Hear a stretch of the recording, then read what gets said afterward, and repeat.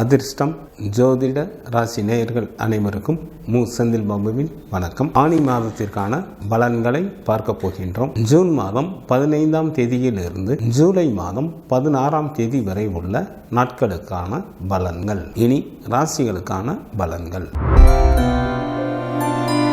பிடிவாதத்தால் வெற்றிகளை தன்வசமாக்கிக் கொள்ளக்கூடிய விருச்சிக ராசி என்பர்களே, தங்களது ராசிக்கு 6 மற்றும் 7ஆம் இடத்தில் ராசி அதிபதியான செவ்வாயும், ராசிக்கு 8 மற்றும் 9ஆம் இடத்தில் புதன் மற்றும் சுக்கிரனும், ராசிக்கு 7ஆம் இடத்தில் குரு பகவானும், ராசிக்கு லாபஸ்தானத்தில் கேது பகவானும் அமர்ந்து இருப்பதால் விருச்சிக ராசி என்பர்கள் மேற்கொள்ளும் காரியங்களில் எளிதில் வெற்றி பெறுவீர்கள். தனலாபம் மற்றும் புத்திர லாபம் உண்டாகும். புதிய ஆடைகளும் கிடைக்கும். கல்வி பயிலும் மாணவர்களுக்கு கல்வியில் நுட்பமான அறிவும் புகழும் உண்டாகும். அறிவில் தெளிவும் பேச்சில் இனிமையும் ஏற்படும். சில விருச்சிக ராசி என்பர்கள் வீட்டிற்கு தேவையான புதிய பொருட்களை வாங்குவீர்கள். பல தான தர்மங்களை செய்து கொண்டு மனைவி மக்களுடன் இன்பகரமான வாழ்க்கையினை வாழ்வீர்கள். வேலை செய்யும் இடத்திலும் மேலதிகாரிகளின் ஆதரவும் ஒத்துழைப்பும் கிடைக்கப் பெறுவீர்கள். தங்களது ராசிக்கு 4ஆம் இடத்தில் சனி பகவானும், ராசிக்கு 5ஆம் இடத்தில் குரு பகவானும், ராசிக்கு 8ஆம் இடத்தில் சூரியனும் அமர்ந்து இருப்பதால் தங்களது உடல் ஆரோக்கியத்தில் கவனம் தேவை. சில விருச்சிக ராசி என்பர்கள் வேலையின் காரணமாக குடும்பத்தை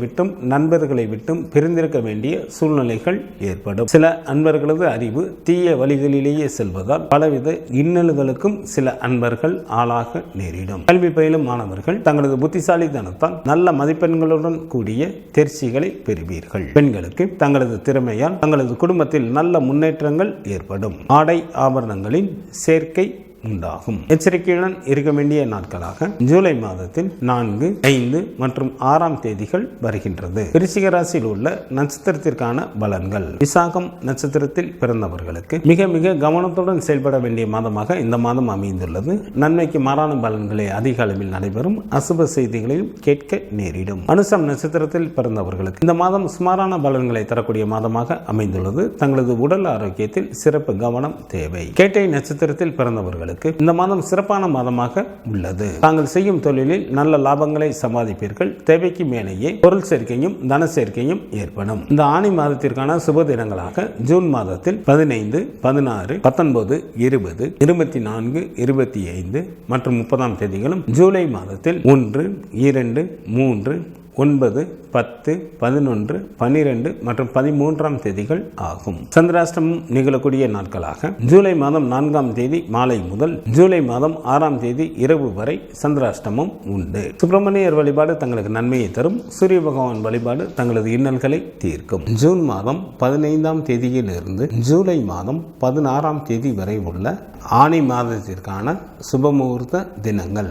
ஜூன் மாதம் 16ஆம் தேதி ஆனி மாதத்திற்கு 2ஆம் தேதி ஞாயிற்றுக்கிழமையும், ஜூன் மாதத்திற்கு 17ஆம் தேதி ஆனி மாதத்திற்கு 3ஆம் தேதி திங்கட்கிழமையும், ஜூலை மாதத்திற்கு 3ஆம் தேதி ஆனி மாதத்திற்கு 19ஆம் தேதி புதன் கிழமையும், ஜூலை மாதத்திற்கு 7ஆம் தேதி ஆனி மாதத்திற்கு 23ஆம் தேதி ஞாயிற்றுக்கிழமையும், ஜூலை மாதத்திற்கு 10ஆம் தேதி ஆனி மாதத்திற்கு 26ஆம் தேதி புதன் கிழமையும், ஜூலை மாதத்திற்கு 12ஆம் தேதி ஆனி மாதத்திற்கு 28ஆம் தேதி வெள்ளிக்கிழமையும் சுபமுகூர்த்த தினங்களாக வருகின்றது. ஆனி மாதத்திற்கான விரத நாட்கள். சுக்லபட்ச சதுர்த்தி திதியானது ஜூலை மாதம் 9ஆம் தேதி வருகின்றது. சுக்லபட்ச சஷ்டி திதியானது ஜூலை மாதத்தில் 11ஆம் தேதி வருகின்றது. சுக்லபட்ச ஏகாதசி திதியானது ஜூன் மாதம் 18ஆம் தேதி வருகின்றது. சுக்லபட்ச பிரதோஷமானது ஜூன் மாதம்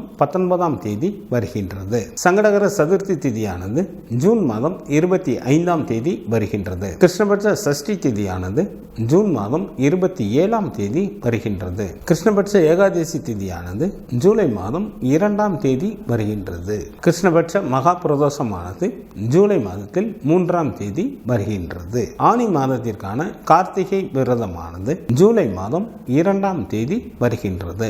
ஆனி மாதத்திற்கான அமாவாசை திதியானது ஜூலை மாதம் 5ஆம் தேதி வருகின்றது.